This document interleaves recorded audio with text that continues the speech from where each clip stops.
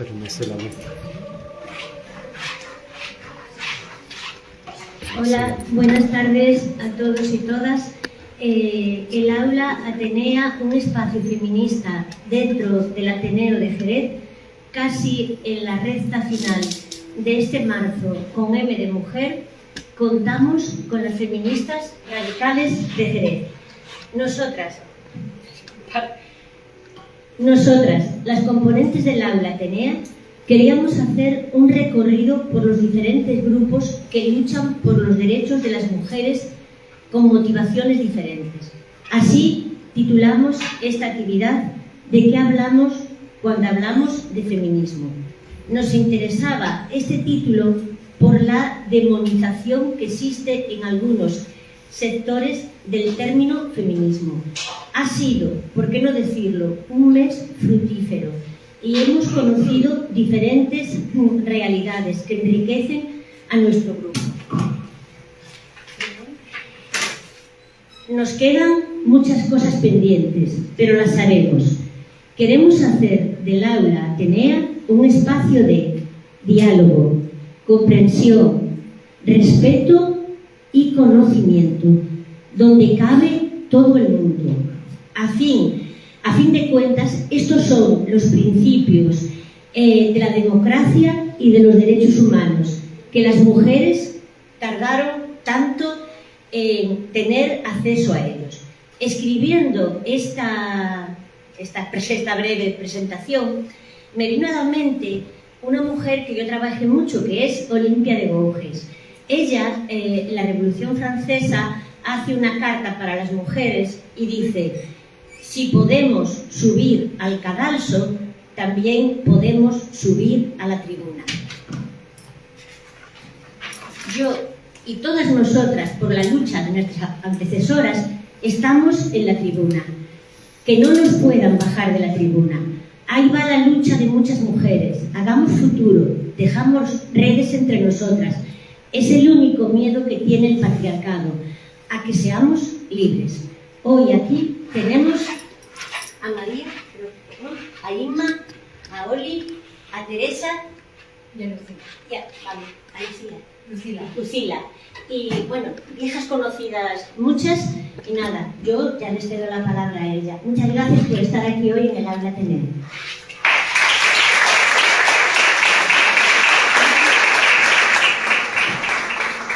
Hola, buenas tardes. A ver, muy bien.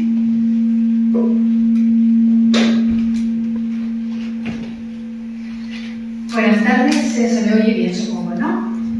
Pues quería comenzar diciéndoles que es un honor para nosotras,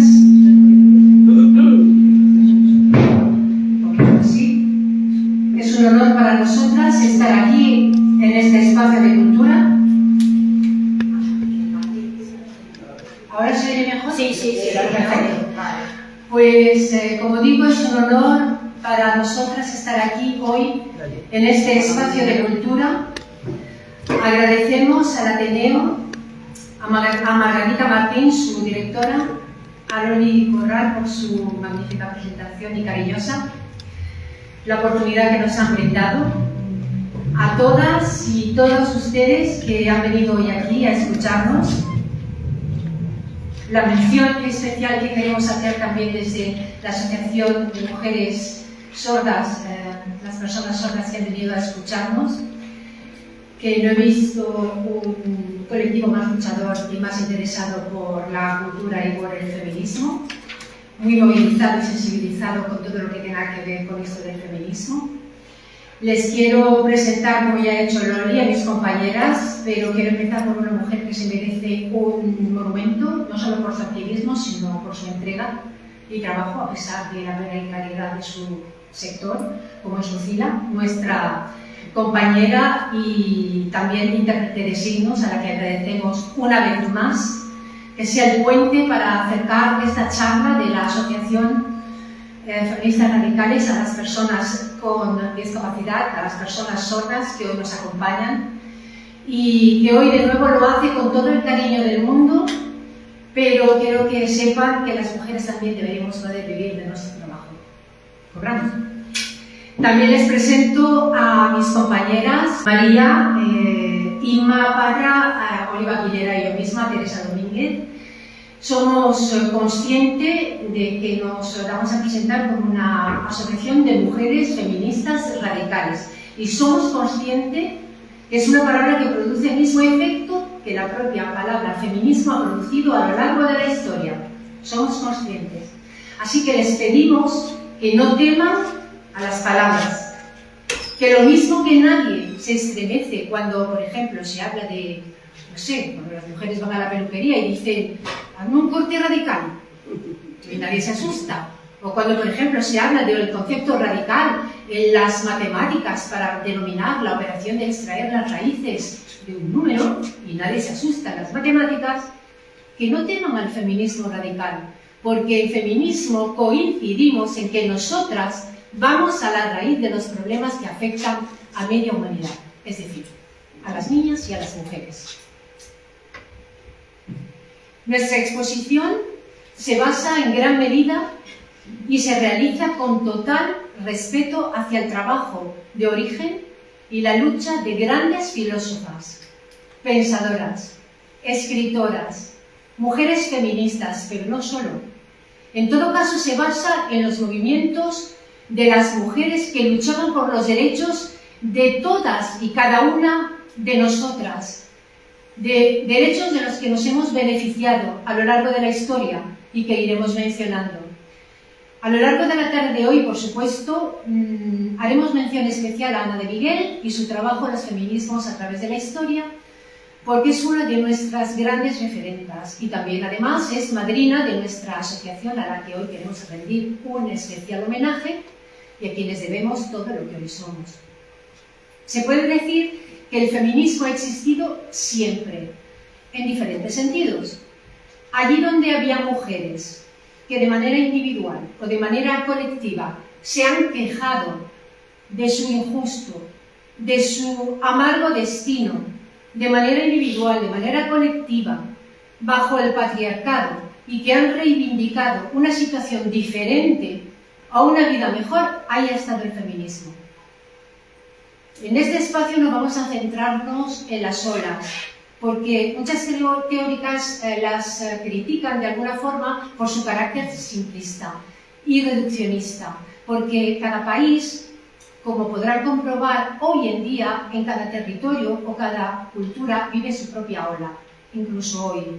La primera ola, por ejemplo, se relaciona con los derechos políticos, con la ciudadanía y con el sufragismo. Y somos conscientes que hoy por hoy, incluso en países donde las mujeres no pueden votar. Por otro lado, disculpen, la segunda ola se identifica con la igualdad plena, con la sexualidad libre, con los estereotipos sexistas, con aquello que se acuña de lo personal es político.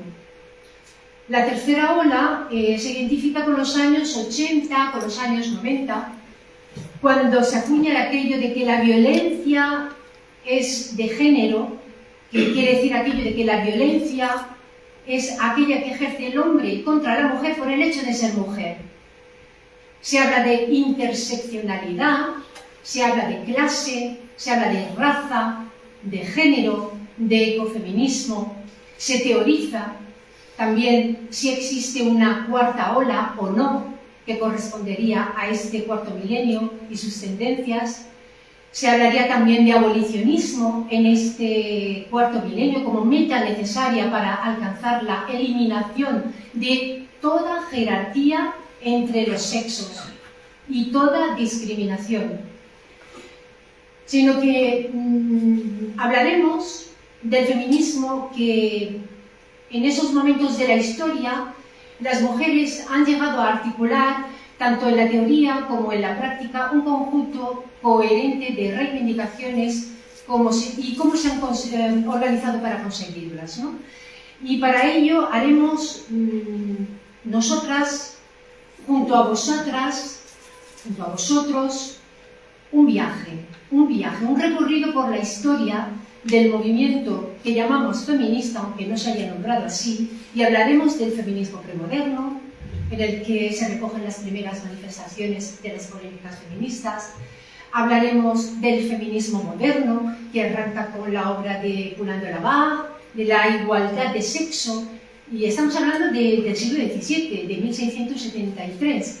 Hablaremos de la Declaración de los Derechos de la Mujer, de Wollstonecraft, en 1792, la Vindicación de Wollstonecraft en 1792 y de la Declaración de los Derechos de la Mujer en 1791.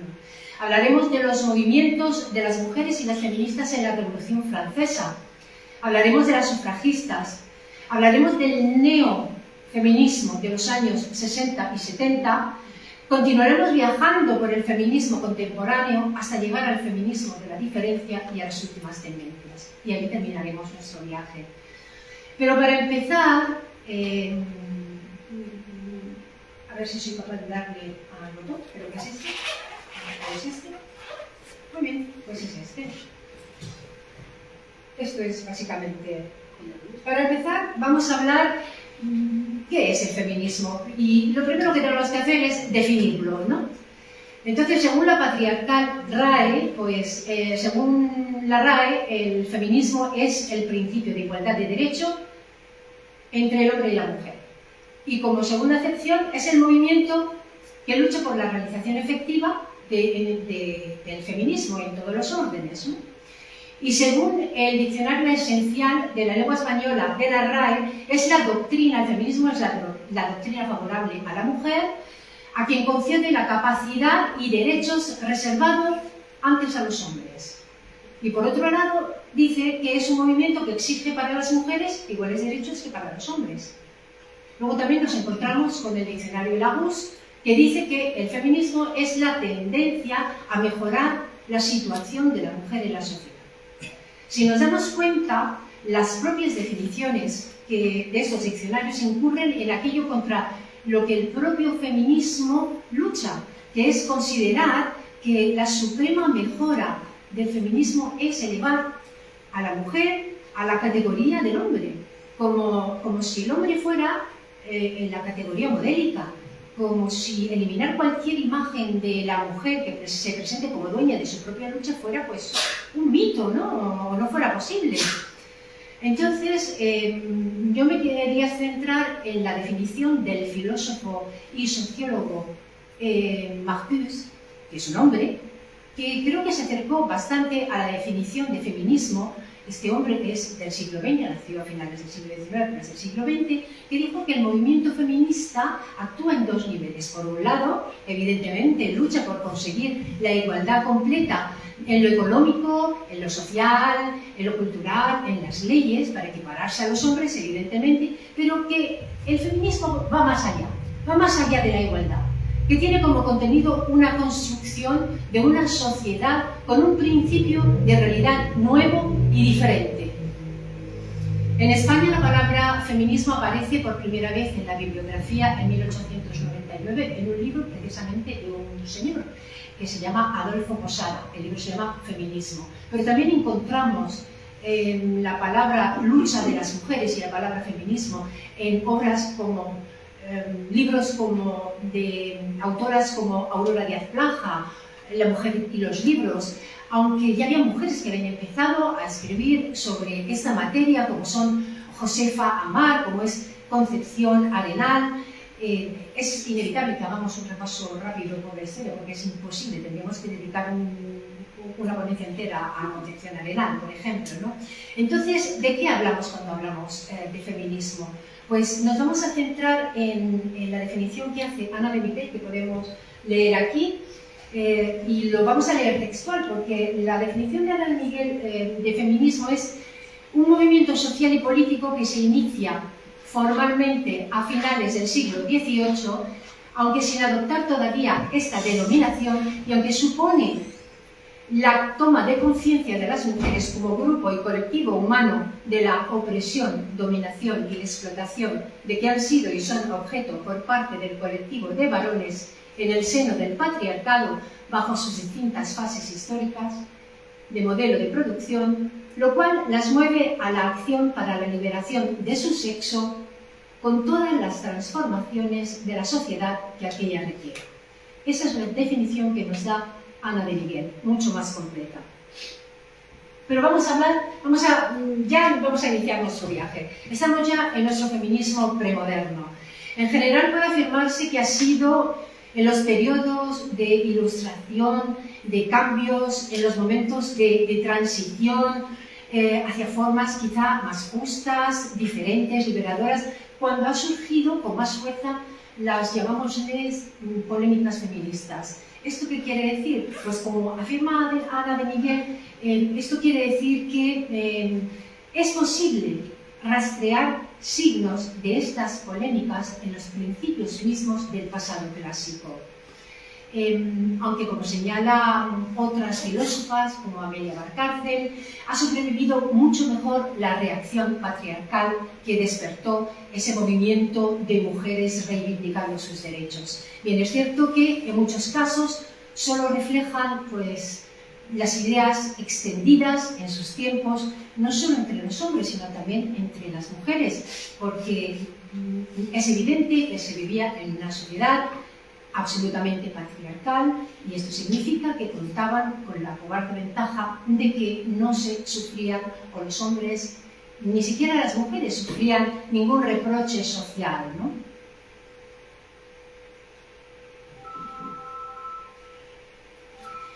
El Renacimiento trajo consigo un nuevo paradigma. A ver, esta es la diapositiva número 6.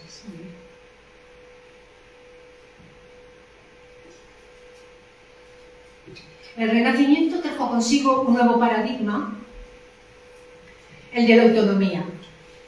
Pero esa autonomía no se extendió a las mujeres.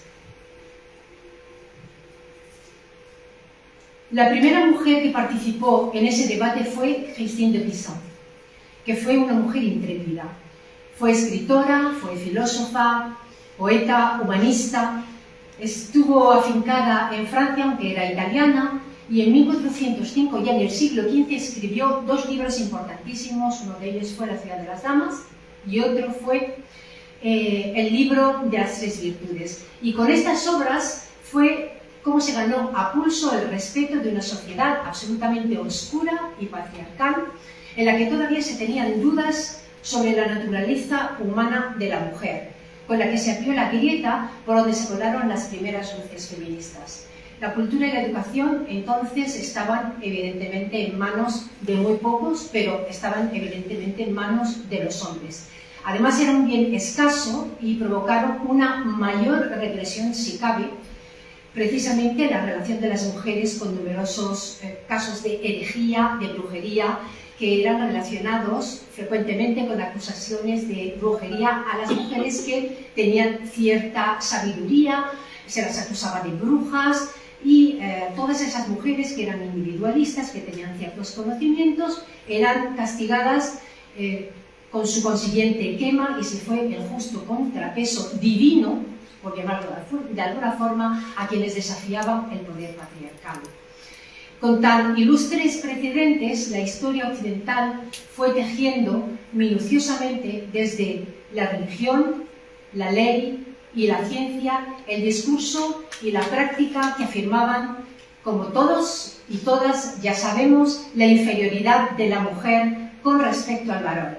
El discurso que predominaba en esa época, que ha perdurado durante siglos, que dividía a la sociedad en dos, que dividía a la especie humana en dos cuerpos, dos razones, dos morales, dos leyes, es decir, el hombre y la mujer.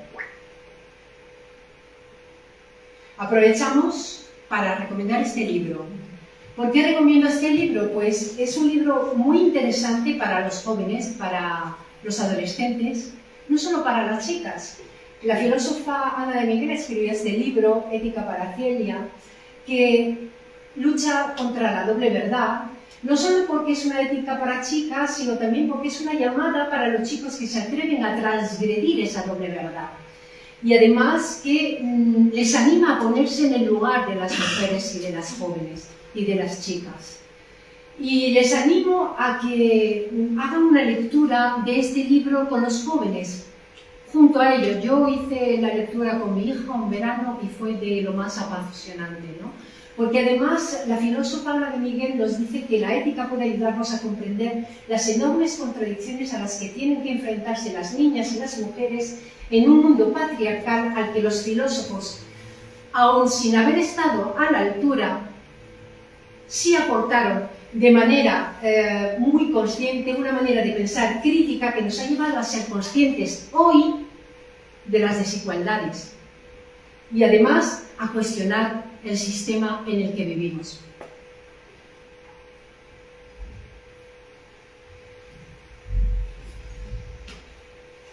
Recordemos que la cultura y la ciencia es coto privado de teólogos y moralistas y que prima el discurso que divide la especie humana en dos cuerpos, dos razones, dos morales, como digo.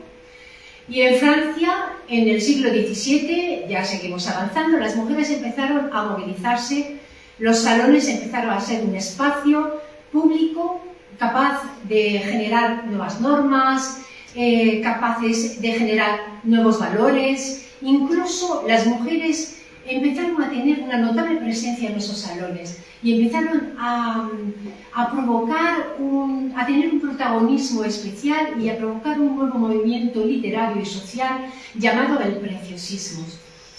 A ellas se les llamaba las preciosas y a ellos, a los hombres que participaron en ese movimiento, se llamaban los preciosos. Participaron hombres como Richelieu, como Balzac, como Rancon, como Voltaire, como Malesherbes, como La Rochefoucauld, y acudían asiduamente a dichos salones donde se hablaba sobre literatura, sobre la sociedad. Las preciosas se declararon preferir la aristocracia del espíritu a la aristocracia de la sangre. Revitalizaron lo que era la lengua francesa e impusieron nuevos estilos amorosos. Establecieron su aportación al feminismo importantísimo, la llamada Querelle des Femmes. De hecho, hay asociaciones hoy por hoy en Francia que se llaman la Querelle des Femmes, que es el nombre con el que se conoce el debate literario y académico que tuvo lugar durante varios siglos en la defensa de la capacidad intelectual, al derecho de las mujeres al acceso a los estudios, al acceso a la universidad y a la política de las mujeres frente a la misoginia que se vivía en esos días y que era coto privado de teólogos, de moralistas, y pasó a ser un tema de la opinión pública. Como podemos ver en esta diapositiva, estas mujeres fueron representantes del preciosismo. La llamada Julie Lucienne d'Angers era la hija de la incomparable Catherine Dibol, e hija del conde de Rambouillet. Y esta fue una de las salas míticas, de los salones míticos, donde se hacían estas charlas importantes, la habitación azul, la famosa habitación azul, que hoy por hoy forma parte del Museo del Louvre y también era uno de los espacios más importantes de estos encuentros.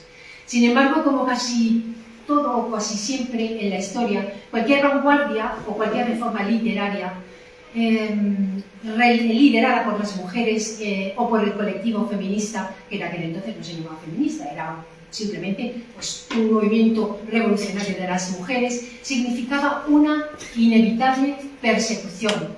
En este caso, los salones pagarían con la humillación pública por el dramaturgo Molière, que todos habrán oído, cuando denigró a las mujeres con su obra Las preciosas ridículas o Las mujeres sabias, a causa de la crueldad de las palabras de su obra. Muchas autoras de grandes joyas literarias francesas se escondieron, y no solo francesas, detrás de figuras masculinas. La reacción patriarcal se globalizó, reacción bien simbolizada no solo en esas obras, sino también en una obra bien conocida en España, como la obra de Quevedo, La culta latiniparda. Y como ejemplo les voy a poner, no sé, ¿conocen ustedes autores como George Eliot? Pues su autora era una mujer, Mary Ann Evans. ¿Conocen a George Sand? Era una autora mujer, su nombre Francesca Amandine Dupin. También hay que reconocer que Jane Austen nunca firmó un libro, la autora de Orgullo y Prejuicio. Conocen a escritores como Alice Fuller o Acton Bell, pues fueron las hermanas Brontë. O, por ejemplo, Vernon Lee o Robert Galbraith, pues es la actual J.K. Rowling. Y con esto, pues le doy paso a mi compañera Oliva Aguilera, que les va a hablar de las raíces ilustradas, del feminismo moderno, y espero que les haya agradado la época premoderna.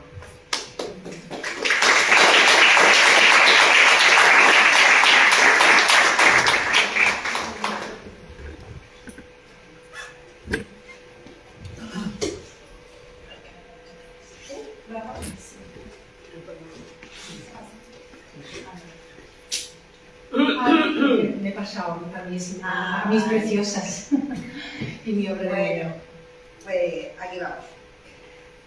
La raíz ilustrada y la Revolución Francesa. Hay dos momentos clave del feminismo moderno que fueron, por un lado, la obra del filósofo Poulain de Laval, que se titula Sobre la igualdad de los sexos, escrita en 1673, en pleno auge del movimiento de preciosas, como ha explicado mi compañera. Sería la primera obra feminista que se centra explícitamente en fundamentar la demanda de igualdad entre los sexos. Y después, otro hito serían los movimientos de mujeres y feministas que tuvieron lugar durante la Revolución Francesa.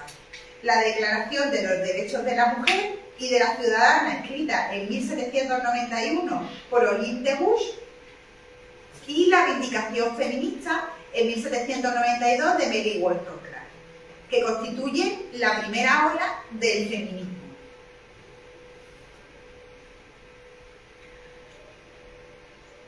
Por primera vez se hace posible una reflexión sobre la igualdad, pero como dice Amelia Valcárcel, las fuerzas desatadas por la idea de igualdad asombraron a quienes la habían gestado, que intentaron de inmediato reconducirla. Y dio igual que Voltaire aconsejara no enseñar a leer a los campesinos. La idea de igualdad estaba disponible con su enorme potencia. El feminismo se la apropió. El sexo no debe excluir bienes y derechos, y la dominación masculina es uno de los más injustos privilegios a abolir. Esa es la médula de la primera vindicación estable, la de Mary Wollstonecraft. Allí se forja la primera agenda del feminismo. Pero sabemos también que la vindicación de igualdad se respondió con la naturalización del sexo. Se afirmó que el hecho de que las mujeres fueran el sexo dominado era designio de la naturaleza, un orden inalterable y condición prepolítica para cumplir, la cual también era útil para que se les impidiera el acceso a la educación y se les prohibiera el ejercicio de toda profesión. Así lo entendieron los fundadores de la política moderna.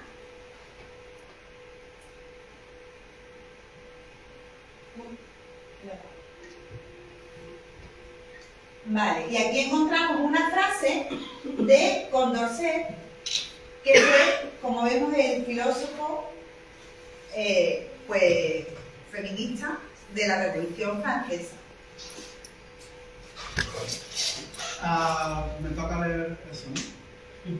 ¿Qué suponía? Ahora bien, los derechos de los hombres derivan únicamente... Bueno, lo que dijo el señor, que es lo que pone ahí, básicamente, que lo voy a leer. Ahora bien, los derechos de los hombres derivan únicamente del hecho de que son seres sensibles, susceptibles de adquirir ideas morales y de razonar basándose sobre dichas ideas. Por tanto, al tener las mujeres esas mismas cualidades, necesariamente deben disfrutar de idénticos derechos. O bien ningún ser de la especie humana puede disfrutar de derechos verdaderos, o bien todos deben disfrutar de los mismos. Y quien vota en contra del derecho de no ser, sean cuales sean su religión, el color de la piel o su sexo, renuncia a los suyos desde ese preciso momento. Bueno, pues esto es lo que nos decía Condorcet. Por su parte, Celia Morón mantiene que la obra de Poulain de Laval se caracteriza por ser racionalista, primero, y ilustrada después. Y mantiene que el feminismo es un cuerpo coherente de reivindicaciones y un proyecto político capaz de construir un sujeto revolucionario, colectivo, que afirma que todos los hombres nacen libres e iguales y por tanto con los mismos derechos.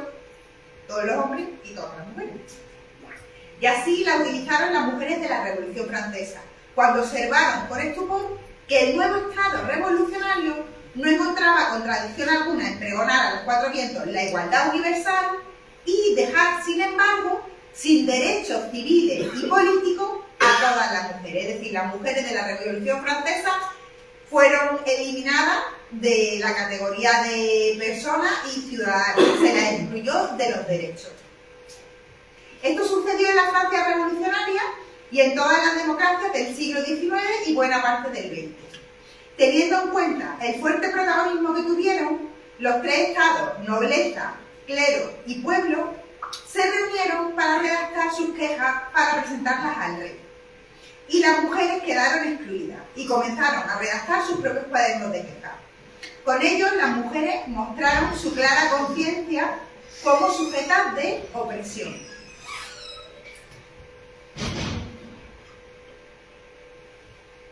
Sin embargo, veremos pronto cómo se comprobó que una cosa era la República, que agradeciese y condecorase a las mujeres por los servicios prestados durante la Revolución, y otra que estuvieran dispuestas a reconocerle otra función que no fuese la de madre y esposa. En consecuencia, fue desestimada la petición de Condorcet de que la nueva República educase igualmente a las mujeres y a los varones, y la misma suerte corrió uno de los mejores alegatos feministas de la época, sobre la admisión de las mujeres al derecho a la ciudadanía en 1790.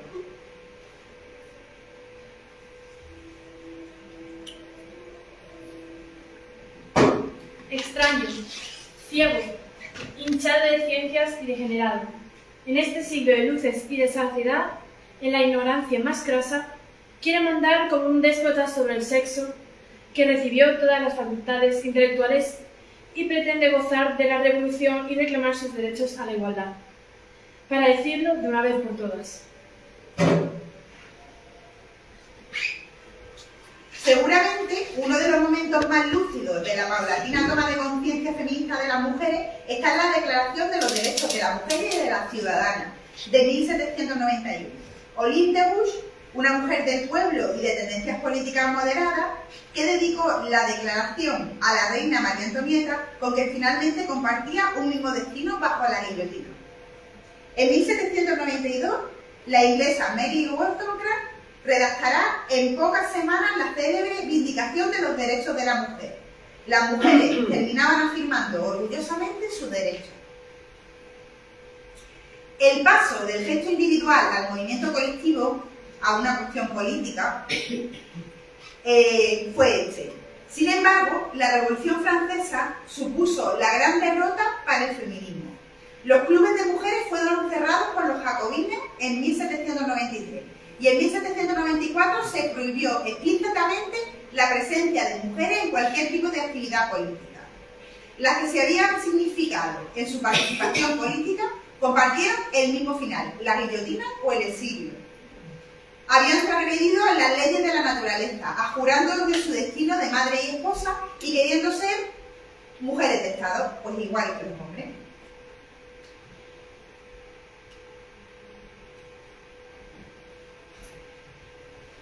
Bueno, ahora vamos al movimiento decimonónico primero y después al movimiento sufragista. El movimiento decimonónico fue un movimiento social de carácter internacional. Estos movimientos heredaron las demandas igualitarias de la Ilustración, pero surgieron para dar respuesta a los acuciantes problemas que estaban generando la revolución industrial y el capitalismo. Sin embargo, a las mujeres se seguían negando los derechos civiles y políticos más básicos. Y llegamos al movimiento sufragista. El nuevo sistema económico incorporó masivamente a las mujeres proletarias al trabajo industrial, mano de obra más barata y sumisa que los varones. Pero en la burguesía, la clase social ascendente, se dio el fenómeno contrario. Las mujeres quedaron enclaustradas en un hogar y las mujeres, mayoritariamente las de la burguesía media, experimentaban con creciente indignación su situación de propiedad legal de sus maridos y su marginación de la educación y de las profesiones liberales, viéndose abocadas a la pobreza o al matrimonio. En este contexto, las mujeres comenzaron a organizarse en torno a la reivindicación del derecho al sufragio, lo que explicaba su denominación como sufragista. Las sufragistas luchaban por la igualdad de todas las mujeres en todos los terrenos, no solo el voto, apelando a la auténtica universalización de los valores democráticos. Consideraban que todas las mujeres sufrían discriminaciones semejantes. En Estados Unidos, el movimiento sufragista estuvo inicialmente muy relacionado con el movimiento abolicionista, y gran número de mujeres unieron sus fuerzas para combatir en la lucha contra la esclavitud. En 1848, en el estado de Nueva York, se aprobó la Declaración de Seneca Falls, uno de los textos fundacionales del sufragismo. En Europa, el movimiento sufragista inglés fue el más potente y radical. En 1866, en el que el diputado John Stuart Mill, autor de la sujeción de la mujer, presentó la primera petición a favor del voto femenino en el Parlamento. Sin embargo, los esfuerzos dirigidos a convencer y a persuadir a los políticos de la legitimidad de los derechos políticos de las mujeres provocaban burlas e indiferencias. Las tácticas militantes de la Unión habían nacido de la desesperación, después de años de paciente constitucionalismo. Las sufragistas fueron encarceladas, protagonizando huelgas de hambre, y algunas contra la muerte, defendiendo su máxima: votos para la mujer. Hasta 1928 las mujeres inglesas no pudieron votar, en 1971 las suizas y en 1931 las españolas. El feminismo socialista. El socialismo, como corriente de pensamiento, siempre ha tenido en cuenta la situación económica y social de la clase trabajadora, también de las mujeres, a la hora de analizar la sociedad, sobre todo porque comenzaba a resultar difícil abanderar proyectos igualitarios sin tener en cuenta la mitad de la humanidad.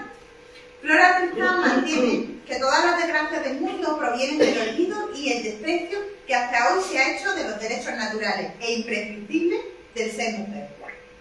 En sus proyectos de reforma, la educación de las mujeres resulta crucial para el progreso de la clase trabajadora.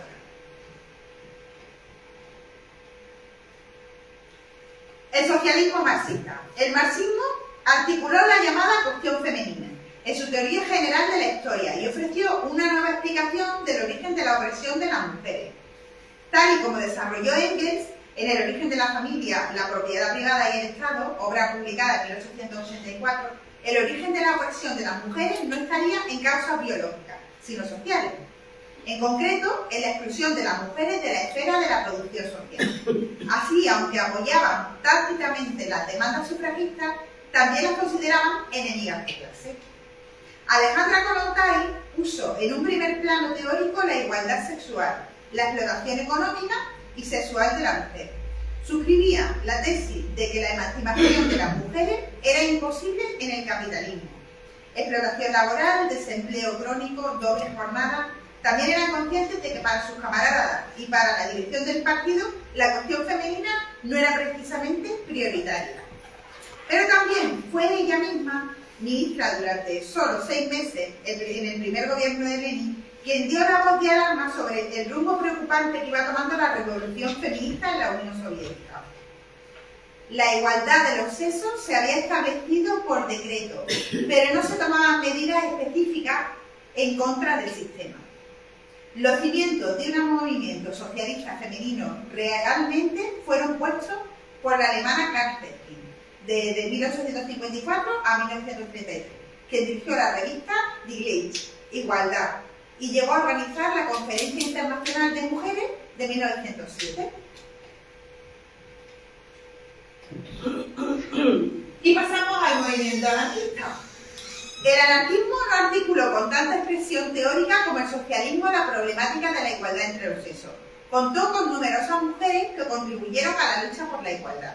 Una de las ideas más recurrentes entre las anarquistas, en consonancia con su individualismo, era que de que las mujeres se liberarían gracias a su propia fuerza y su esfuerzo individual. En el siglo XX, Emma Goldman consideraba que la libertad era el principio rector de todo y que las relaciones entre los sexos han de ser absolutamente libres. Su rebelión contra la jerarquización, la autoridad y el Estado la lleva, por un lado, a minimizar la importancia del voto y las reformas institucionales, y por otro, veían como un peligro enorme lo que a su juicio proponían los comunistas: la regularización por parte del Estado de la procreación, la educación y el cuidado de los niños. Rousseau, como la mayoría de los pensadores de su época, dejaba a las mujeres en un segundo plano en todas sus reflexiones. Mary Wollstonecraft, coetánea de Rousseau, ya señaló el desprecio de los ilustrados hacia la mujer en su obra Vindicación de los Derechos de la Mujer. Mary Wollstonecraft recoge toda una serie de comentarios que hace el filósofo en el libro. Y aquí podemos ver, pues,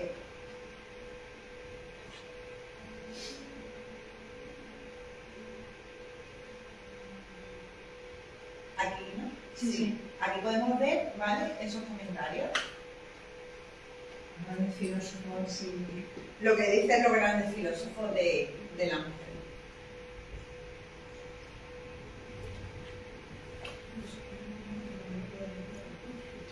¿Se ve? ¿Se ve muy chiquitito? Bueno, podemos leer algunos. Puede ¿no? leer La educación, Rousseau, por ejemplo, decía que la educación de las mujeres siempre debe ser relativa a los hombres, a grados, sernos de utilidad, hacernos amarlas y estimarlas, educarnos cuando somos jóvenes, cuidarnos cuando somos adultos, aconsejarnos, consolarnos, hacer nuestras vidas fáciles y agradables. Esta es una frase que utiliza muchísimo Ana de Miguel para hablar siempre de la explotación de las mujeres, ¿no? Hacer la vida más fácil de los hombres. Podéis leer cada una si queréis. Flaubert decía que la mujer es un vulgar animal del que el hombre se ha formado un ideal demasiado bello, por ejemplo. ¿Queréis leer alguna más? William Faulkner dijo que las mujeres no son más que órganos genitales articulados y dotados de la facultad de gastar todo el dinero del marido. Muy bonito. Pues, sí. Estos pues son pensadores de la Ilustración. Gracias a la Ilustración hemos avanzado mucho. Pues, ¿Eso no funciona? no. Ahora.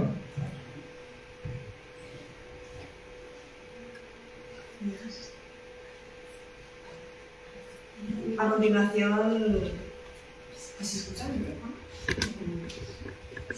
Vale. Voy a explicar la etapa del neofeminismo de los años 60 y 70. La consecución del voto y todas las reformas que trajo consigo habían sido satisfechas.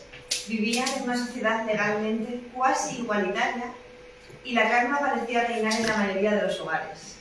Sin embargo, la obra de Simone de Beauvoir es la referencia fundamental del cambio que se avecina. No se nace mujer, llega aún a ser. Ningún destino biológico, físico o económico define la figura que reviste en el seno de la sociedad la hembra humana. La civilización en conjunto es quien elabora ese producto intermedio entre el macho y el castrado al que se califica como femenino. Simón de Beauvoir. Gracias. La filósofa Betty Friedan, al igual que su compañero Jean-Paul Sartre, habían realizado una brillante carrera académica e inmediatamente después ingresó por oposición, también como él, a la carrera docente. ¿Dónde estaba, pues, la desigualdad, la opresión?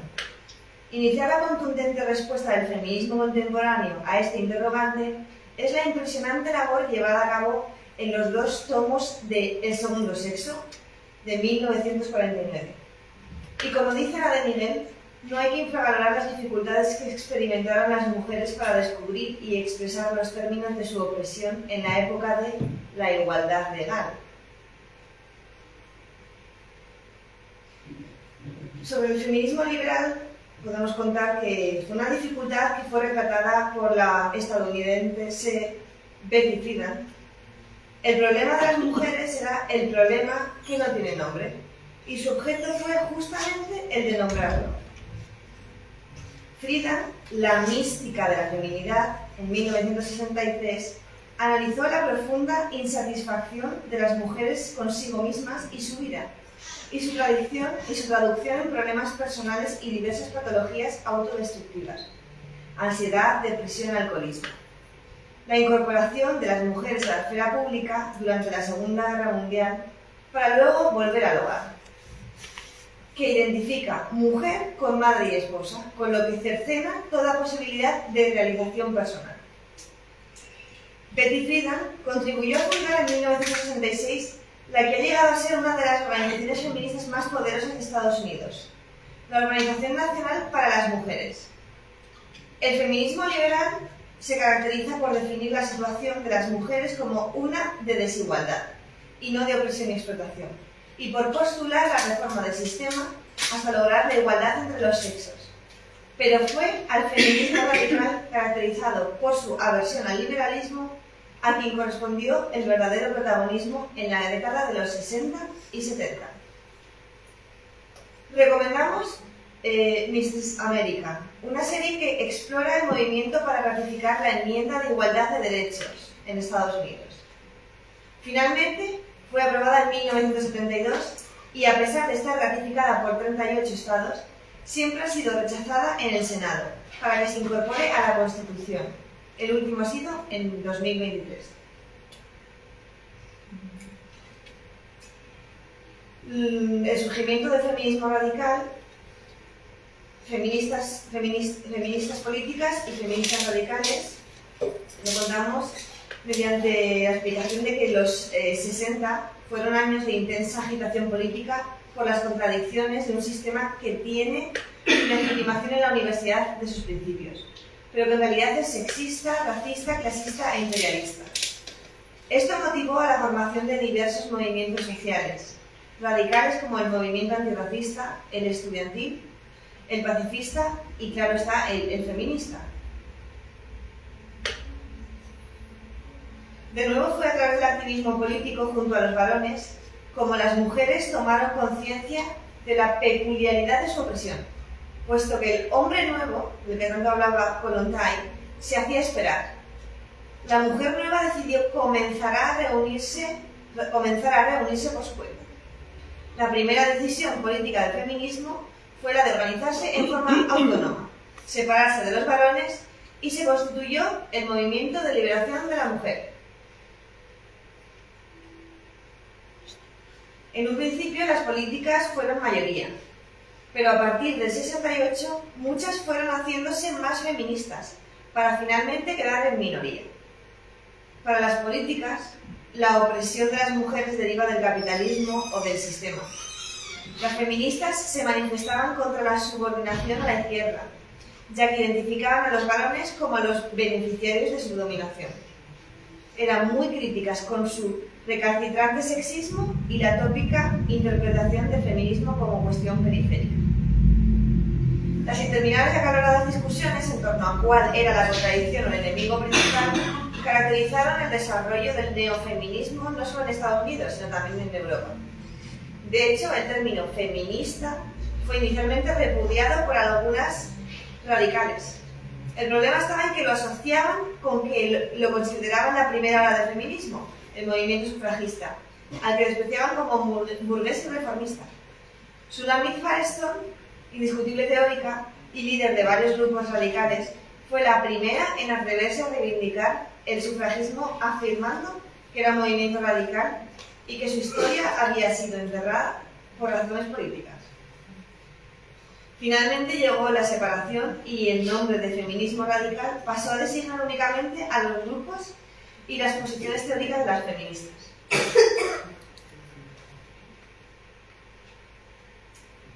Bueno, hablemos de feminismo radical.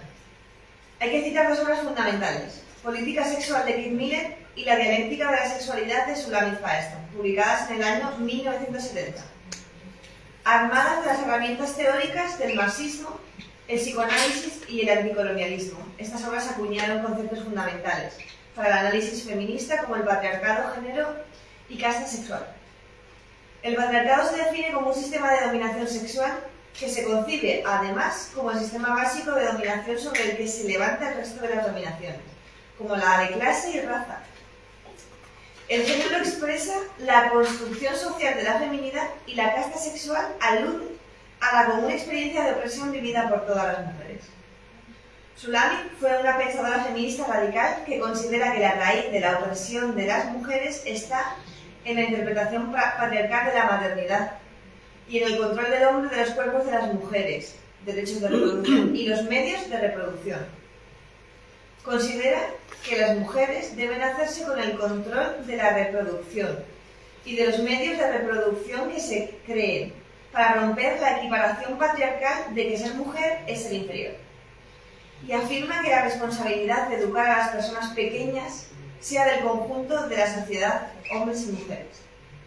También critica cómo se usa el tema de la belleza en el patriarcado para subordinarse ellas solitas al ideal masculino de cómo es una mujer. Las radicales identificaron como centros de la dominación patriarcal esferas de la vida que hasta entonces se consideraban privadas. A ellas corresponde el mérito de haber revolucionado la teoría política. Lo sintetizaron en un eslogan: lo personal es político. Consideraban que los varones, todos los varones y no solo una élite, reciben beneficios económicos, sexuales y psicológicos del sistema patriarcal, pero en general acentuaban la dimensión psicológica de la opresión. Así lo refleja el manifiesto fundacional de las New York Radical Feminists de 1969, Politics of the Ego, donde se afirma: pensamos que el fin de la dominación masculina es obtener satisfacción psicológica para su ego y que solo secundariamente esto se manifiesta en las relaciones económicas.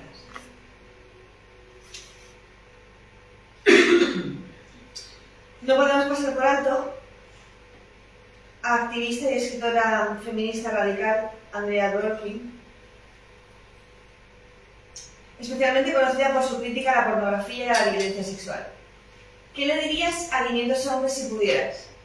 Y el texto es la manera en la que ella usó esa oportunidad. Quiero una tregua de 24 horas sin violación. Eso fue lo único que les pidió. En una charla que dio en 1983 para 500 hombres y algunas mujeres, organizada por un grupo llamado Organización Nacional para Cambiar a los Hombres. Una carta de dolor desesperado y de amor revolucionario compartidos por nuestra existencia como mujeres. Desde la década de 1970, su vida y su nombre representaron la guerra de las mujeres contra la violencia sexual, a través de sus múltiples manifestaciones, especialmente la violación, la pornografía y el comercio sexual. Hasta su muerte, Andrea luchó por la liberación de las mujeres de la dominación masculina, en un mundo cada vez más invadido de misoginia y tergiversaciones y en plena explosión de la industria sexual asociada a las nuevas tecnologías. Por otro lado, con los grupos de autoconciencia también se pretendía que las mujeres se convirtieran en auténticas expertas en su opresión. Estaban construyendo la teoría desde la experiencia personal. El activismo de los grupos radicales fue espectacular. Las radicales consiguieron que la voz del feminismo entrase en todos y cada uno de los hogares estadounidenses. Las feministas no solo crearon espacios propios para estudiar y organizarse, sino que desarrollaron una salud y una ginecología no patriarcales, animando a las mujeres a conocer su propio cuerpo. También se fundaron guarderías, centros para mujeres maltratadas, centros de defensa personal y un largo etcétera. Por esa época, feminismo y socialismo forja la nueva alianza. El feminismo iba decantándose como la lucha contra el patriarcado, un sistema de dominación sexual, y el socialismo como la lucha contra el sistema capitalista o de clases. Y numerosas obras de la década de los 70 declaran ser intentos de conciliación teóricamente, feminismo y socialismo, y defienden la complementariedad de sus análisis. Una renovada alianza y el género y el patriarcado son las categorías que vertebran su análisis de la totalidad social. Doy paso a mi compañera Inma.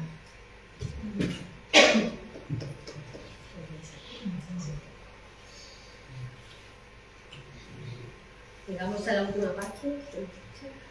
Feminismo de la diferencia y última tendencia. Feminismo de la diferencia. Según el exhaustivo análisis de Alice Elchos, ¿Oye bien, compañero? Sí, compañeros. El feminismo radical estadounidense habría evolucionado hacia un nuevo tipo de feminismo, para que se utiliza el nombre de feminismo cultural. La diferencia fundamental está en que el feminismo radical, también el feminismo socialista y el liberal, lucha por la superación de los estereotipos de género. El feminismo cultural parece afianzarse en la diferencia, incluida la diferencia sexual, de ahí su designación como feminismo de la diferencia frente a los igualitarios. Feminismo cultural. El feminismo cultural estadounidense engloba las distintas corrientes que igualan la liberación de la mujer con el desarrollo y la preservación de una contracultura femenina, vivir en un mundo de mujeres para mujeres. Para Raquel Osborne, española, doctora en sociología y especializada en sociología de género y sus derivados delictivos, considera que la sexualidad masculina es agresiva, potencialmente letal, la femenina, difusa, tierna y orientada a las relaciones interpersonales. Osborne desarrolla la sociología del género en sus aspectos de violencia de género y otros delitos asociados. La subordinación femenina en sus roles sociales, abordando la dominación y la obediencia, como roles que la sociedad tradicional asigna a los sexos en el contexto educativo. Feminismo francés de la diferencia. El feminismo francés de la diferencia parte de la constatación de la mujer como lo absoluto, lo absolutamente otro. La mujer es la otredad y toma prestada la herramienta del psicoanálisis.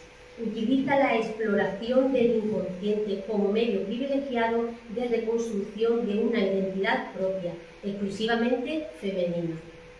Criticaba duramente al feminismo igualitario por considerar que asimilar a las mujeres a los varones y no logra salir del paradigma de dominación masculina.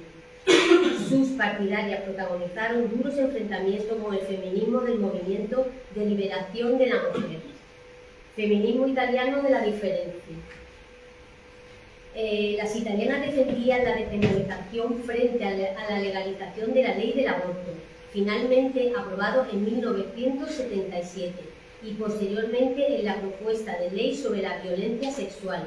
Esta propuesta reivindicaba, entre otras cosas, que la violación pudiese ser perseguida de oficio, aún contra la voluntad de la víctima, para evitar las frecuentes situaciones en que las presiones sobre esta terminaban con el retiro de la denuncia. Mantiene que la ley del hombre nunca es neutral, y la idea de resolver a través de leyes y reformas generales la situación de las mujeres es descabellada. Critican al feminismo reivindicativo por victimista y por no respetar la diversidad de la experiencia de las mujeres. Además, plantean que de nada sirve que las leyes den valor a las mujeres si éstas de hecho no lo tienen. Me gustaría que escucharan un extracto de Carlos Lonzi que leerá mi compañera Teresa Domingo. Para que tengan un poco la idea de lo que era el feminismo de la diferencia italiano, ¿no? Porque el feminismo, hablamos de feminismo, pero el feminismo es un concepto muy amplio, ¿no? Carla Lonzi decía que la igualdad de la que hoy disponemos no es filosófica, sino política. Y se preguntaba, ¿queremos, después de milenios, insertarnos con este título en el mundo que han proyectado otros? ¿Nos parece gratificante participar en la derrota del hombre? Por igualdad de la mujer se entiende su derecho a participar de la gestión del poder en la sociedad, mediante el reconocimiento de que aquella posee la misma capacidad que el hombre. Pero la experiencia femenina más auténtica de estos años nos ha enseñado el proceso de devaluación global en que se encuentra el mundo masculino. Hemos comprendido que, en el plano de la gestión del poder, no concurren capacidades, sino una forma particular de alineación que es muy eficaz. La actuación de la mujer no implica una participación en el poder masculino, sino cuestionar el concepto de poder. Si hoy se nos reconoce nuestra imbricación a título de igualdad, es precisamente para alejar aquel peligro. No podemos ceder a otros la tarea de derrocar el orden de la estructura patriarcal. La igualdad es todo lo que se les ofrece a los colonizados en el terreno de las leyes y los derechos. Es lo que se les impone en el terreno cultural. Es el principio sobre cuya base el colono continúa condicionando al colonizado. El mundo de la igualdad es el mundo de la superchería legalizada, de lo unidimensional. El mundo de la diferencia es el mundo en el que el terrorismo depone las armas y la superchería cede al respeto de la variedad y la multiplicidad de la vida. La igualdad entre los sexos es el ropaje con el que se disfraza hoy la inferioridad de la mujer. Eso decía Carlos. Bueno, pues llegamos a las últimas tendencias, ya estamos en los años 80. Estamos en la profunda conciencia de lo que queda por hacer, o sea, queda muchísimo por hacer. Por ejemplo, el consenso entre las mujeres sobre las demandas de igualdad en el salario, medidas frente a la violencia o una política de los cuidados, la conciliación famosa. También la imprescindible labor de los grupos feministas de base que siguen su continuada tarea de concienciación, reflexión y activismo, hasta hoy en día junto a lo que se conoce como el feminismo institucional, desde los pactos interclasistas de mujeres a la nórdica, donde se ha podido llegar a hablar de feminismo de Estado, a la formación de lobbies o grupos de presión, hasta la creación de ministerios o instituciones interministeriales de la mujer, como es el caso de nuestro país. En el año 1983 se creó como organismo autónomo el Instituto de la Mujer. También en la universidad hemos ido ocupando espacios. Están los centros de investigación feminista. La teoría feminista ha conseguido dar a su interpretación de la realidad en un estatus académico, no montado en la academia. Vamos a hablar de la Conferencia Mundial sobre la Mujer de Pekín. Las conferencias mundiales sobre la mujer, la ONU ha organizado 4 conferencias mundiales sobre la mujer. La Ciudad de México en 1975, Copenhague en 1980, Nairobi en 1985 y la pionera de Beijing en 1995. Conferencia Mundial sobre la Mujer de Pekín que impulsó las expresiones igualdad de género y perspectivas de género. Importante punto de inflexión para la Agenda Mundial de Igualdad, adoptada de forma unánime por 189 países, que establece una serie de objetivos para el progreso de las mujeres y el logro de la igualdad de 12 esferas cruciales. La mujer y la pobreza, educación y capacitación de la mujer y la salud, la violencia contra la mujer y los conflictos armados, la mujer y la economía, la mujer en el ejercicio del poder y la adopción de decisiones, mecanismos institucionales para el adelanto de la mujer, los derechos humanos de la mujer y los medios de difusión, la mujer y el medio ambiente y la niña. Hablemos del Convenio de Estambul, Convenio del Consejo de Europa sobre prevención y lucha contra la violencia contra las mujeres y la violencia doméstica 2011. Reconoce que la violencia contra las mujeres es una manifestación de desequilibrio histórico entre la mujer y el hombre, que ha llevado a la dominación y a la discriminación de la mujer por el hombre, privando así a la mujer de su plena emancipación. Reconociendo que la naturaleza estructural de la violencia contra las mujeres está basada en el sexo y que la violencia contra las mujeres es uno de los mecanismos sociales principales por los que se mantiene a las mujeres en su posición de subordinación con respecto al hombre. Pensamos que todo está ya solucionado, pero no es así, porque hay una corriente en la juventud que piensa, o en generalizar la sociedad, que la igualdad está ya conseguida, que el feminismo es un anacronismo, que empobrece la vida de la mujer. Queda mucho por hacer todavía, y sobre todo en las nuevas generaciones. Pasamos al sujeto de la lucha femenina. Este feminismo se caracteriza por criticar el uso monolítico de la categoría mujer y se centra en las implicaciones prácticas y teóricas de la diversidad de situaciones de las mujeres. Esta diversidad afecta a las variables que interactúan con la de género, como el país, la raza, la etnicidad y la preferencia sexual, y en concreto ha sido especialmente una aportación muy importante de las mujeres negras. Sin embargo, aún reconociendo la simultaneidad de opresiones, dice Ana de Miguel que tendríamos que concluir que es imposible generalizar la experiencia de cada mujer concreta.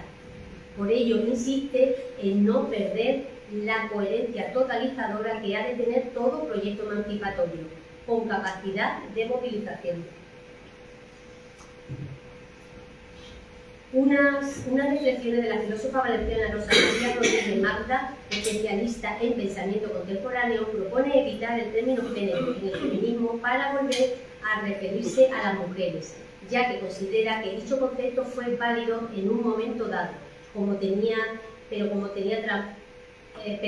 trampa, y actualmente es un concepto totalmente equívoco, que ya no denota lo que está significando, y defendió utilizarlo lo mínimo posible, para volver a dotar de densidad concepto de la palabra sexo.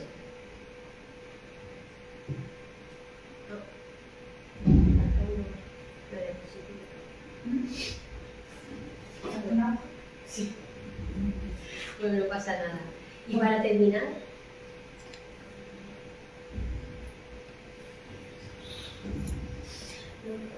será que yo me he pasado una diapositiva, pero sí, me he pasado una diapositiva aquí. Vamos a ver. Diversidad sexual y diferencia sexual.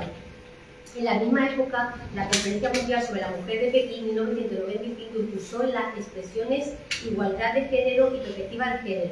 Se trató de una estrategia para eliminar las reticencias que producía el término feminista dentro de la institución. En este cambio de paradigma, dice Rosama, la diversidad sexual reemplaza a la diferencia sexual. Las consecuencias son que la identidad de género sentida convierta a ser mujer en un mero sentimiento y su sustitución por el género sentido. Esta revolución conceptual, a su entender, invisibiliza la violencia sexista, los abortos selectivos, la trata, la prostitución,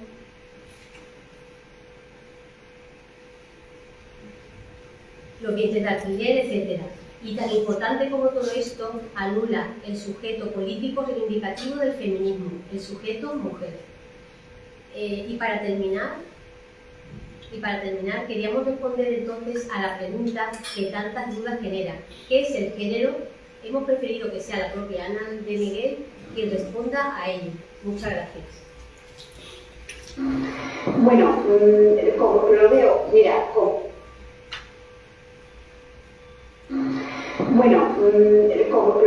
mira, como filósofa, te puedo decir, y como feminista, en la perspectiva de género, el concepto de género ha sido para nosotras siempre lo que es un instrumento de análisis de la realidad.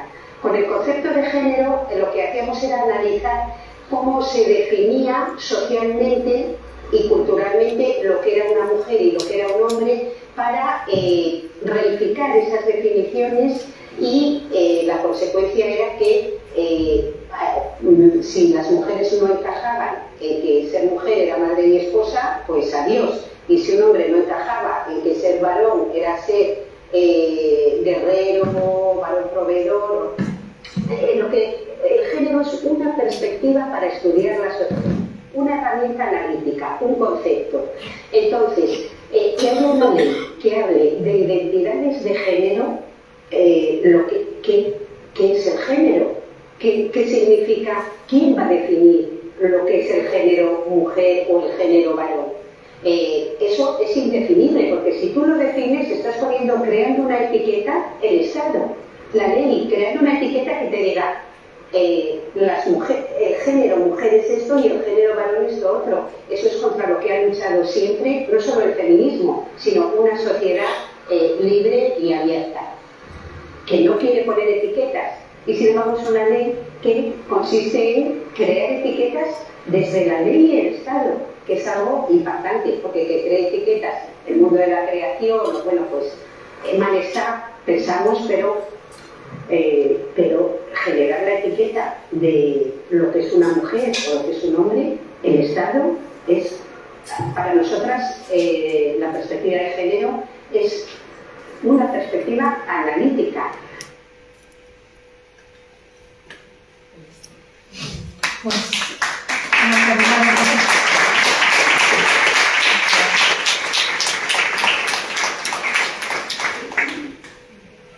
Hemos terminado con nuestro recorrido, con nuestro pequeño viaje por la historia del mundo feminista. Hemos querido, ha sido un viaje rápido y no excesivamente profundo, pero era una manera de hacer un acercamiento al feminismo y a la historia del feminismo, aunque no se haya llamado así, a la lucha reivindicativa de las mujeres desde el principio de la historia por sus derechos. Así que ahora disponemos del tiempo que quieran ustedes para que hagamos una mesa redonda o una charla, lo que ustedes quieran. Estamos disponibles para ustedes, para charlar, que es lo que nos interesa ahora.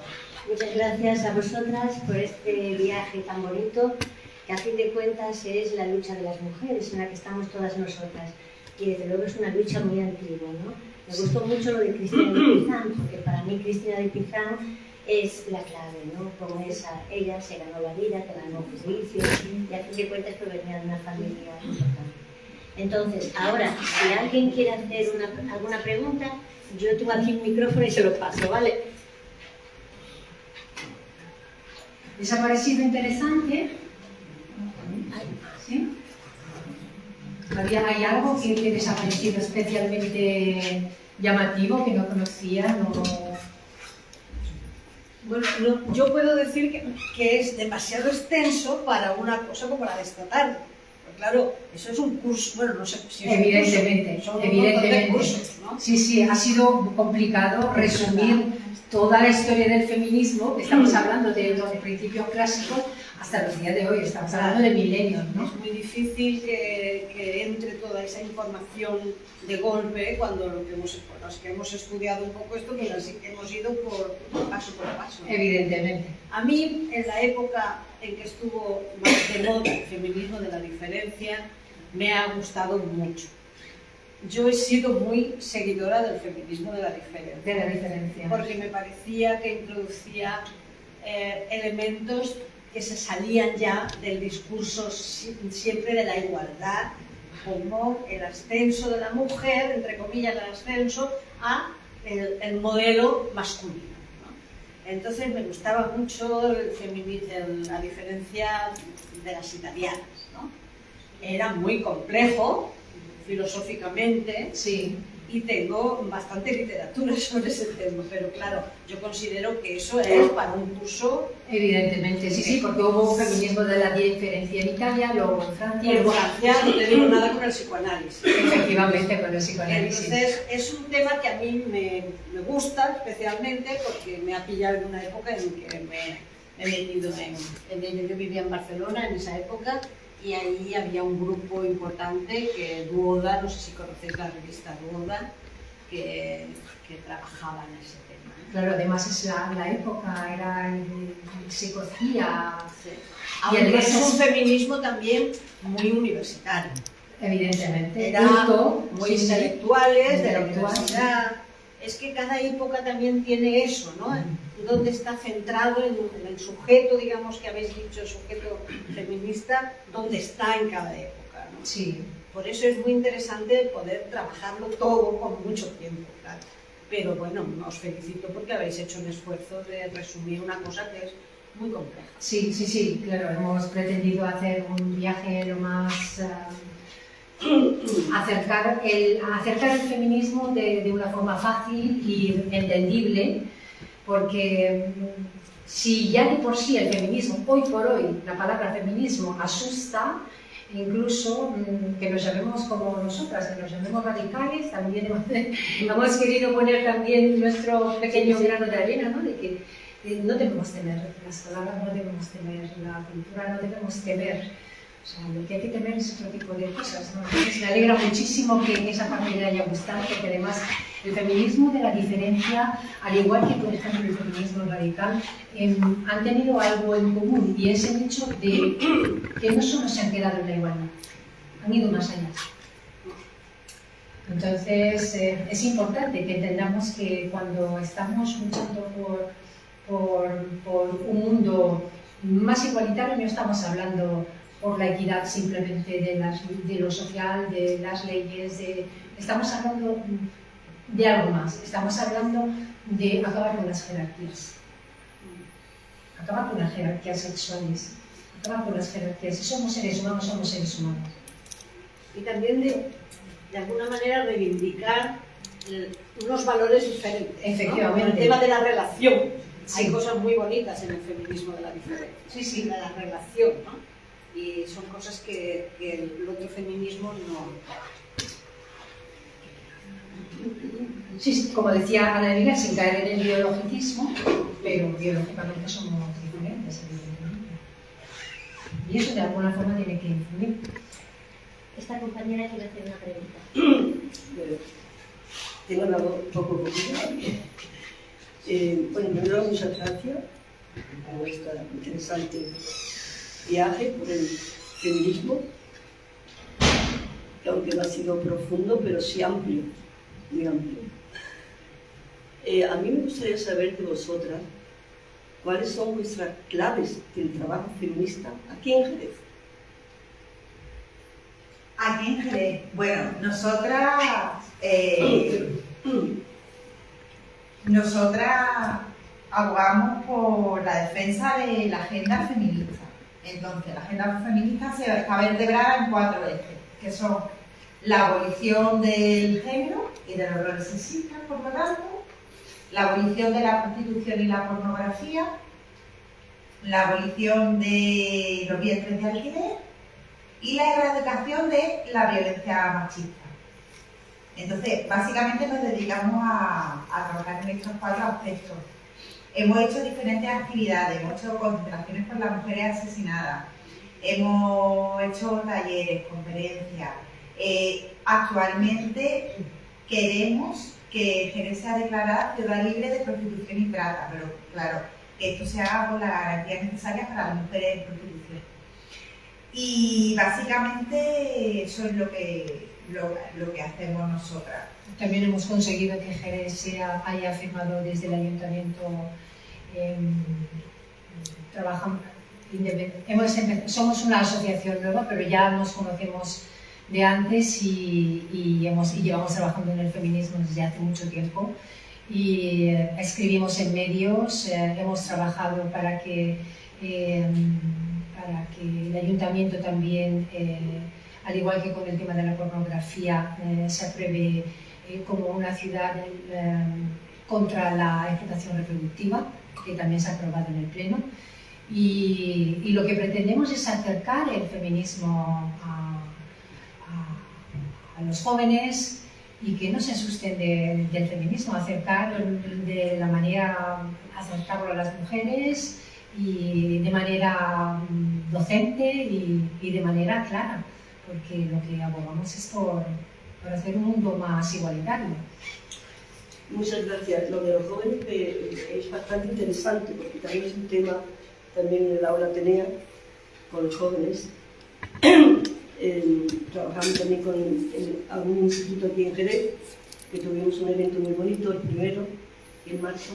¿Tenéis un proyecto que lo podréis un poco así explicar? Porque creo que sería interesante también para el público. Sí, bueno, por ejemplo, tenemos trabajos, talleres, independientemente de que tengamos ponencias preparadas, tenemos charlas preparadas, tenemos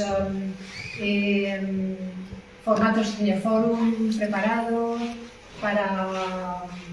dirigidos, por ejemplo, a distintos sectores, a jóvenes, a mujeres, también a hombres, en el que tocamos, por ejemplo, temas como la prostitución desde la perspectiva juvenil, a lo mejor con la proyección de un corto, y luego una charla interactiva, algo menos charla y más participación, ¿no? Una cosa así, ¿no? Entonces, a lo mejor basándonos en el corto de Frédéric Poulenc, que es una cineasta francesa, que es un corto de 10 minutos, iniciamos un diálogo con los jóvenes, hacemos una introducción sobre el tema de la pornografía la prostitución es un trabajo cualquiera, es la pregunta, es el título del corto. Entonces ahí iniciamos pues una pedagogía muy interesante, porque es que los jóvenes empiezan a cuestionarse, claro, cuando ven el corto se quedan muy... porque el formato es, los protagonistas son una orientadora, unos padres y una chica que busca orientación profesional, ¿no?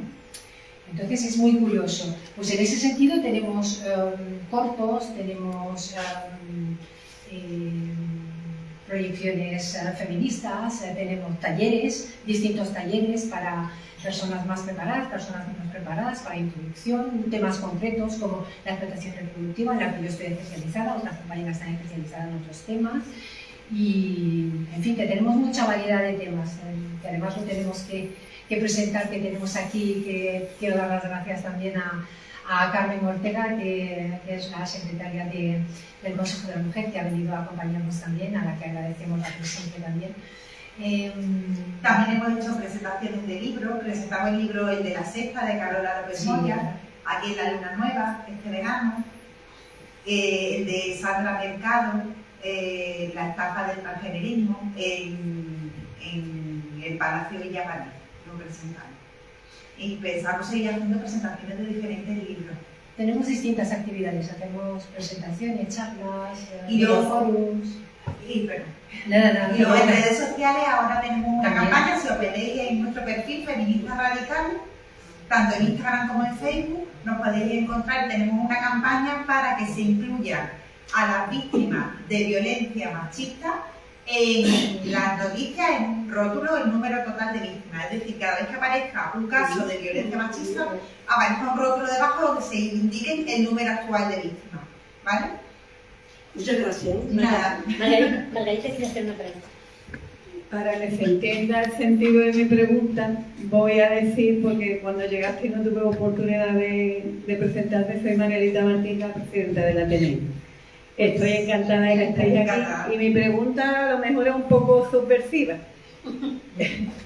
¿Qué os ha parecido este primer contacto con el Ateneo y qué papel creéis que debería tener el Ateneo, en concreto el Aula Atenea, en el mundo del feminismo actual? Bueno, pues a mí, vamos, bueno, habla vosotros. Venga. No, pues dale capacidad. Bueno, pues nosotras encantadas de que nos haya dado esta oportunidad de estar aquí, ¿vale? Y compartir este rato con nosotros. Con nosotros. Y nosotros creemos que el Ateneo tiene un papel muy importante en la difusión del feminismo.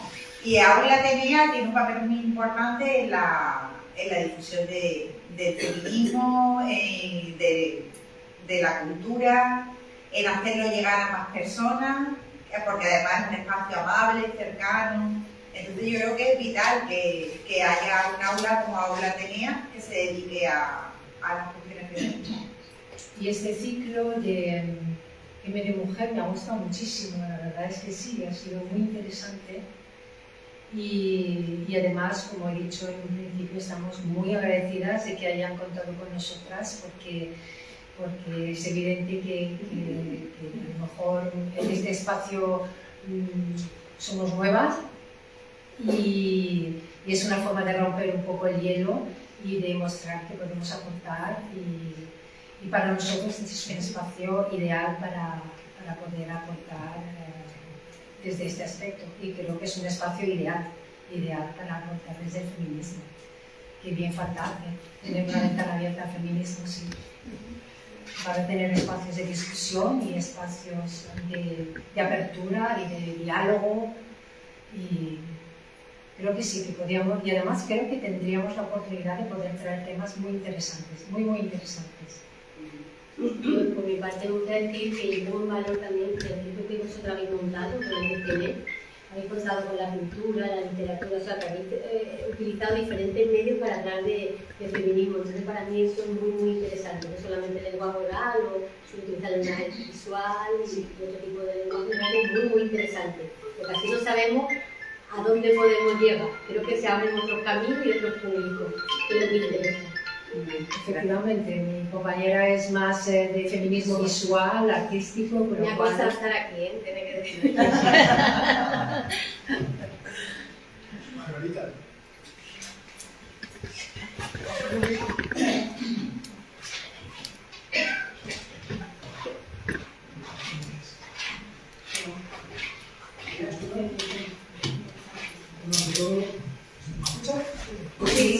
Bueno, muchas gracias por el trabajo, porque siempre me ha dado mucha pereza ponerme a leer la historia del feminismo y que eso he hecho el trabajo. Gracias. El otro día escuchaba una noticia que me parecía terrible. Si entre los tíos de 30 50 años, la mayor parte nos declaramos abiertamente feministas y ese 60% de hombres y mujeres de estas edades, pues bueno, coinciden, lo terrible era escuchar que en los adolescentes y jóvenes hay una separación muy clara.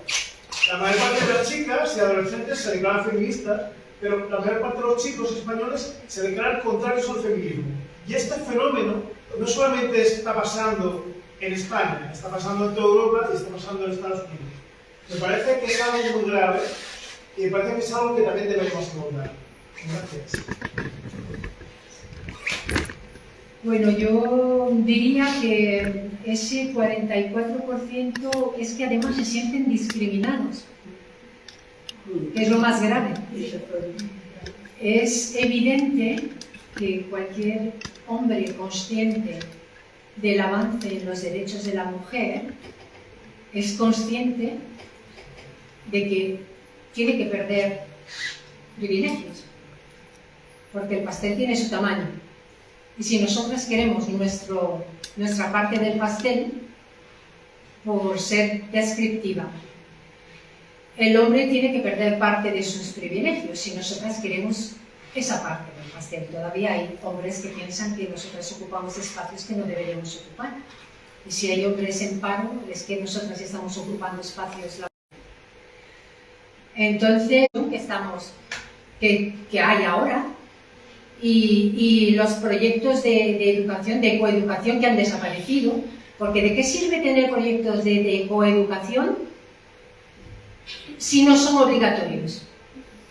Porque proyectos de coeducación hay en Andalucía hace años que están, pero si no son obligatorios, y resulta que luego los lobbies que imponen sus cursos son otros, yo no voy a nombrar, pero luego la coeducación es optativa y las escuelas no solicitan los cursos. Yo estoy en el AMPA, yo estaba hasta este año, en el AMPA del instituto de mi hija. No había forma de traer ningún curso. Pues porque, primero, el miedo al feminismo, es que da miedo. De hecho, desde los años 90, lo hemos dicho aquí, con el tema de la conferencia de Pekín. Se sustituyó la palabra feminismo por género por el miedo que da la palabra feminismo. Seguimos con miedo con la palabra feminismo. Todavía el feminismo no ha matado a nadie. O sea, la palabra feminismo, el feminismo, las mujeres no se han manchado de sangre. Mientras que el machismo no ha dejado de matar desde que el hombre es hombre. Si miramos las estadísticas, ya no vamos a hablar de machismo, ni de patriarcado, ni nada. Si miramos las estadísticas de la delincuencia, solo hay que mirar las estadísticas a nivel mundial, a nivel global y a nivel nacional. ¿Quiénes son los que cometen los delitos? ¿Quiénes son los que cometen los homicidios? Que sí, que los hombres son los que más mueren, que son los hombres los que van a la guerra, pero ¿quiénes mandan a ir a la guerra? ¿Y por qué se matan entre ellos? ¿Y por qué son tan violentos? Que yo no digo que no haya mujeres que maten, pero un 7% comparado con un 95%, a ver, ¿qué quiero decir? Que están socializados en la violencia. Que hay un paradigma ahí que a lo mejor habría que cambiar. Y si no, cambiamos la educación, si a través de si estamos ahí, llevamos 300 años batallando, y ahora resulta que estamos empezando a descabezar un poquito las mujeres, y resulta que ya se sienten discriminados, y todavía hay países donde las mujeres no pueden ni votar, y se tienen que vestir con velos y con cosas, y bueno, no me voy a ir muy lejos, vamos a quedarnos en España. Que hay familias que se van de vacaciones para que tienen a sus hijas, y hay familias cuyas hijas llega el verano, se van de Erasmus y otras se quedan aquí a limpiar en su casa, porque no tienen los mismos derechos que sus hermanos, y otras no pueden estudiar, y la cultura pesa, y tenemos las mismas leyes, pero la cultura pesa, y hay que respetar la cultura, claro. Entonces, la educación debería ser obligatoria.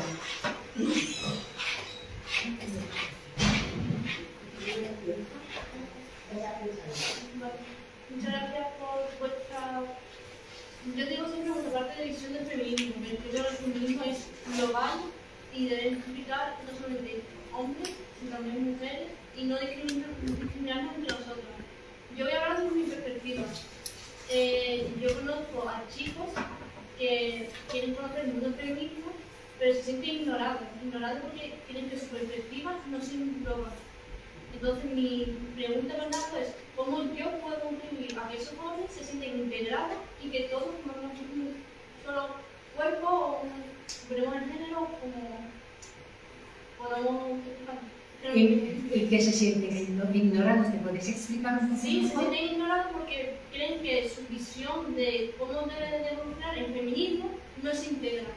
Es decir, ellos entienden que ellos también pueden coser en casa, pero que cuando ellos cosen es como, es raro. Se sienten discriminados en ese sentido.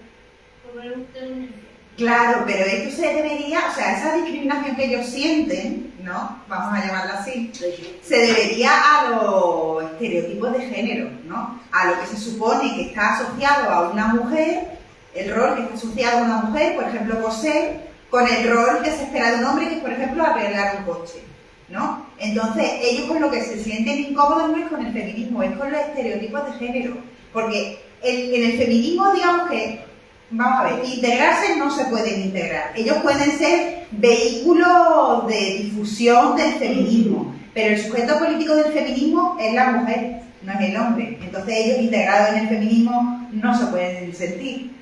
Lo que sí se pueden sentir integrados en la vida en general y en una vida más igualitaria si se abolen estos estereotipos de género. Y por otro lado, por ejemplo, donde pueden contribuir los hombres es en cambiar su entorno. Ahí es donde tienen que participar los hombres. Los hombres, la labor de los hombres no está en decir cómo es o debe ser el feminismo. La labor de los hombres está en cambiar su entorno. Si de verdad se siente feminista, lo que tiene que hacer es cambiar su entorno. Porque seguro que ese hombre, bueno, aquí tengo a mi marido cose. Y él no tiene ningún problema. Tiene su máquina de coser y yo no coso. Pero esos son estereotipos. Pero como yo le digo a mi marido, tu labor, maravilloso tu coser, pues yo no me meto con él, ¿eh?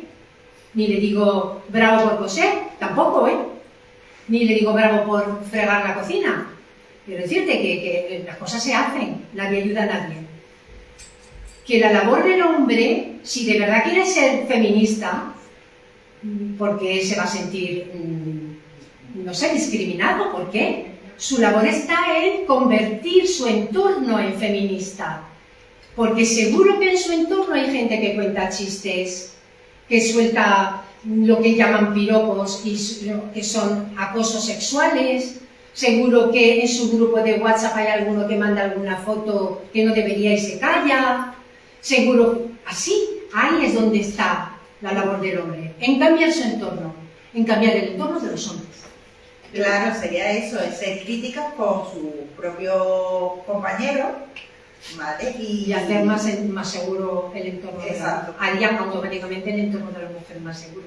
Una compañera que Volviendo de los adolescentes, ¿no? Que sienten como se discriminaron, ¿no? Será porque saben que después tienen más como, yo por lo que me han comentado a nivel de clase, a nivel de familiares, es que luego a la hora de un curso tienen más puntos las mujeres para entrar, que si el plan de empleo no sé qué, si el curso de Erasmus, el EDUSI, que tiene más puntos, y entonces ya como si no sirviera lo que iban a estudiar. ¿Qué curso? ¿Qué curso? A ver, No, vamos a poner el ejemplo. adolescente dice, claro, es que nosotros estamos aquí con la ESO y luego el grado y no sé qué sé cuánto, y luego llegamos a una empresa, llegamos a algún sitio, y como de Europa, por ejemplo, hay subvenciones que llegan que más para mujeres. O en el ASI de UCI, por ejemplo, que se ha hecho aquí, se ha hecho en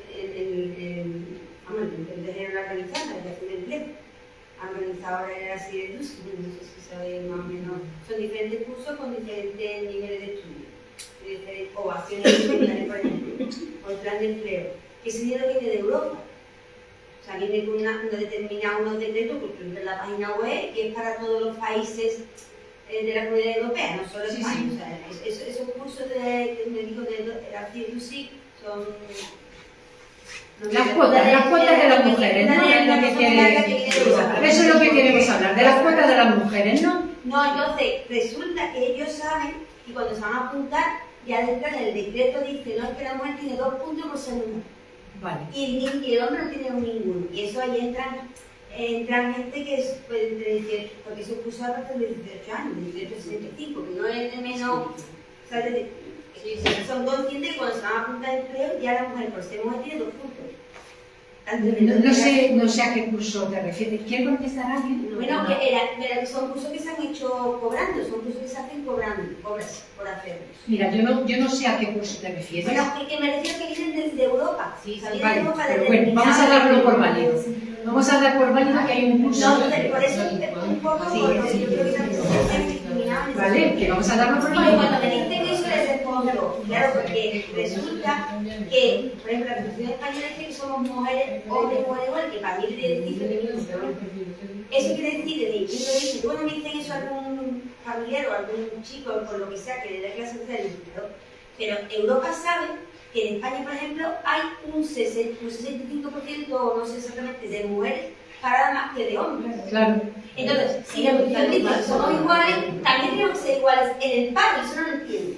Y para que ser iguales en el paro, tenemos que tener más facilidad de la mujer de encontrar trabajo. Bueno, ya sería.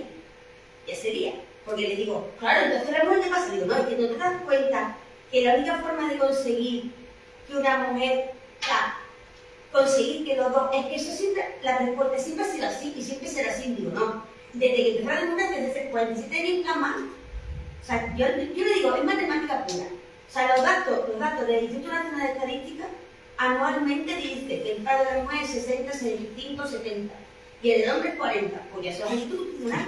¿Quién tiene la culpa? Lo que he dicho, el gobierno español tiene como Europa. La Comunidad Europea lo sabe, cuando mandan ese era CIEDUSI. El CIEDUSI es empleo, o sea, cada uno tiene su fin, ¿no? Su objetivo, traducido en varias palabras.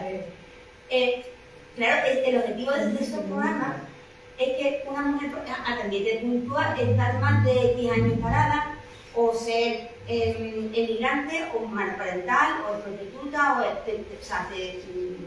claro, como dicen los chicos. Claro, es una mujer por lo que hombre parental, no, hombre parental no le puntúa más. No, es un decreto, o sea, tú entras en Perdona, Emilia, ¿me estás contestando? Exacto. No, que me refiero a que claro, yo estoy diciendo que esa es la explicación que muchas veces dicen ellos que se discriminan. Claro, pero si el 80% de las mujeres, de las personas monoparentales son mujeres, ¿qué hacemos? Pero por eso tiene esas posibilidades más de entrar en ese tipo de cursos. Claro, pero es que resulta de que las personas que se hacen cargo de los hijos mayoritariamente son las mujeres, por responsabilidad. Pero por eso es lo que dicen los hombres, es que claro, como tenéis ese apoyo, yo me siento mal.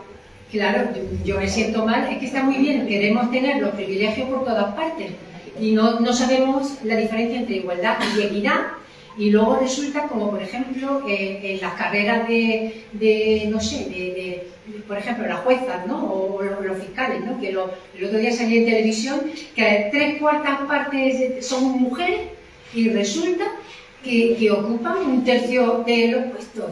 Y luego en el Tribunal Supremo resulta que hay una mujer, porque los cargos son elegidos a dedo, cuando la mayoría de jueces son mujeres. ¿Y por qué? Pues porque se eligen a dedo. Entonces, ¿cómo progresan las mujeres? ¿Cómo progresan las mujeres? ¿Por qué las mujeres en cargos directivos son tan pocas? Cuando hay tantas mujeres de valía y tantas mujeres preparadas y son tantas mujeres las que estudian, que son más que los hombres. Pues ya mirarán ustedes, pues porque el mundo está en manos de hombres. Y así lo tenemos que ver a nivel nacional, a nivel local, a nivel nacional, a nivel internacional. ¿Y por qué se crean las cuotas? Pues se crean las cuotas porque de alguna forma lo que se trata de compensar es la desigualdad, ni más ni menos. Y es que no se puede estar en misa y replicando, teniendo todos los privilegios y encima quejándote porque le damos unos poquitos de privilegio a las mujeres que están completamente desamparadas, sufriendo la mayor tasa de paro, sufriendo la desigualdad, porque claro, cuando hablamos de brecha laboral, dicen, claro, es que trabajan menos, es que trabajan media jornada. ¿Y cómo lo vamos a hacer? Si tenemos que cuidar a los niños, tenemos que pedir nosotros las medias jornadas o reducirnos la jornada. Luego, las personas dicen, bueno, los funcionarios todos cobran igual. Bueno, entre comillas, porque resulta que ¿quién promociona? Si tienes obligaciones no puedes promocionar igual que un hombre. Y luego a la hora de la verdad, pues ¿a quién manda a un curso? Pues a quien tiene hijos o al marido que no tiene por qué cuidar a los hijos. Se va a un curso, cobra más, tiene más puntos, promociona. Y cobra más. Luego las pensiones, ¿qué pasa? Pues más cortadas de las mujeres, por eso hay brecha. Y hay que añadir que la mayor parte del capital, la mayor parte del capital, la tienen los hombres. Efectivamente. Porque ahí está el capital está en manos de hombres. Y la pobreza tiene nombre y mujer. Yo creo que fue súper interesante, la primera parte muy interesante, pero esta, a mí al menos, es que hay tantos temas que me encantaría hablar, la coeducación, de lo que yo a fin de cuentas viví siempre, ¿no? Y muchísimas cosas más. Os agradecemos mucho y la colaboración, que estéis aquí. Ima decía que teníamos cosas conjuntas. El objetivo del aula Atenea es coordinarse con las secciones. Y cuando se hace una cosa de este tipo, nos gustaría que varias secciones del Ateneo estuvieran también colaborando, porque seguramente que también tienen que decir. Y estamos en el camino. Esperamos conseguir